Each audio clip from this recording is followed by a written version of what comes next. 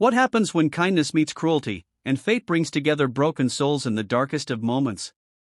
Tonight, you'll hear the story of a young teacher who refused to give up on her students only to be beaten into a coma by the very bully she tried to save, until a single dad, a war veteran, stepped in.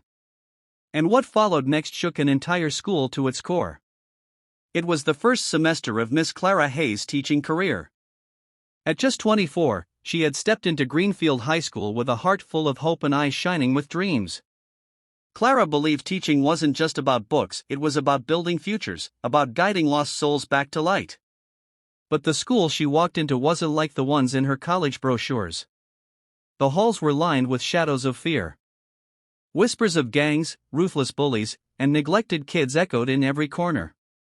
Most teachers walked fast, heads down, pretending not to see. Clara couldn't. Among the bullies was a group led by a boy named Trevor, 17, tall, angry at the world. His fists spoke louder than his words, and most teachers avoided confrontation. Clara didn't. She looked Trevor in the eye, day after day, reminding him he was more than his anger. And that was her mistake, at least in his eyes. One stormy afternoon, Clara stayed late to help a struggling student. When the halls emptied, Trevor and his friends cornered her.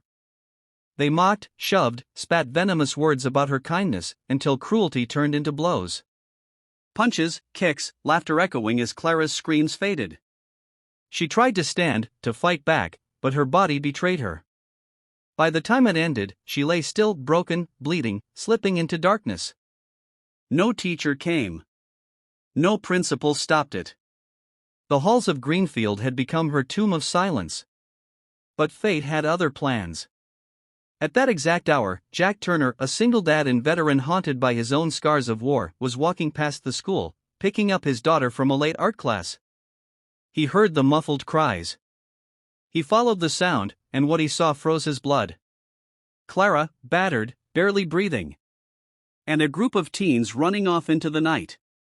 Without a second's hesitation, Jack rushed to her side. His combat training kicked in, checking her pulse, stabilizing her head, stopping the bleeding with his own shirt. He barked at his daughter to call 911. He held Clara's hand and whispered, "Stay with me. Don't let go. Not here. Not now." And in that fragile moment, a bond was born. Clara was rushed to the hospital, slipping into a coma. The news spread like wildfire, but the school board stayed silent, hiding the truth to protect their reputation. "It's just an unfortunate accident," they claimed. But Jack knew better. He had seen the fists, the fear in those boys' eyes as they ran. And he swore he wouldn't let Clara's fight be buried. For weeks, Clara lay in silence. Machines beeped. Nurses whispered.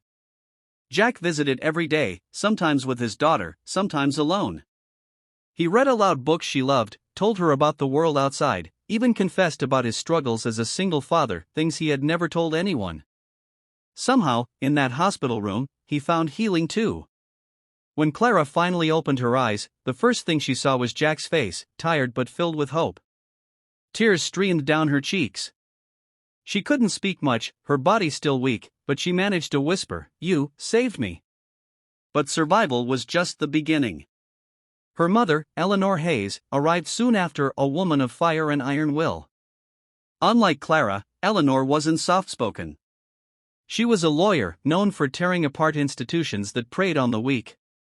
When she learned what the school had covered up, her fury shook the halls of Greenfield louder than any storm. She confronted the principal, the board, even the city council. Her words were daggers: "You let my daughter bleed for your silence. You allowed wolves to roam your hallways while pretending not to see." She vowed to bring down the entire system if justice wasn't served. Meanwhile, Jack stood by Clara's side.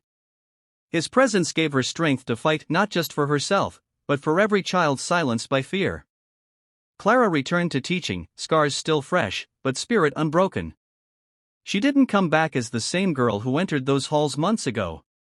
She came back as a woman forged in fire. The trial that followed was brutal. Trevor and his gang faced consequences, but what struck the town most wasn't their punishment, it was Clara's testimony. Standing in court, her voice trembling yet steady, she looked at Trevor and said, "I don't hate you. I pity you. Because I know the boy you could have been if someone had believed in you. But tonight, I choose to believe in myself. And I will never let fear silence me again." The courtroom fell silent. Parents wept. Students who had once ignored the violence whispered her name with respect. Clara Hayes became more than a teacher, she became a symbol.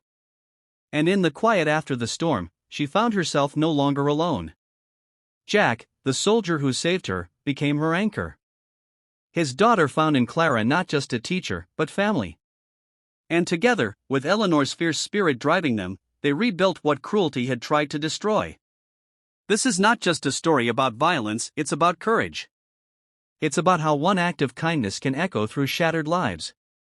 Clara Hayes was broken by bullies, but she rose stronger, with the love of a soldier, the fire of a mother, and the belief that light always finds a way through darkness.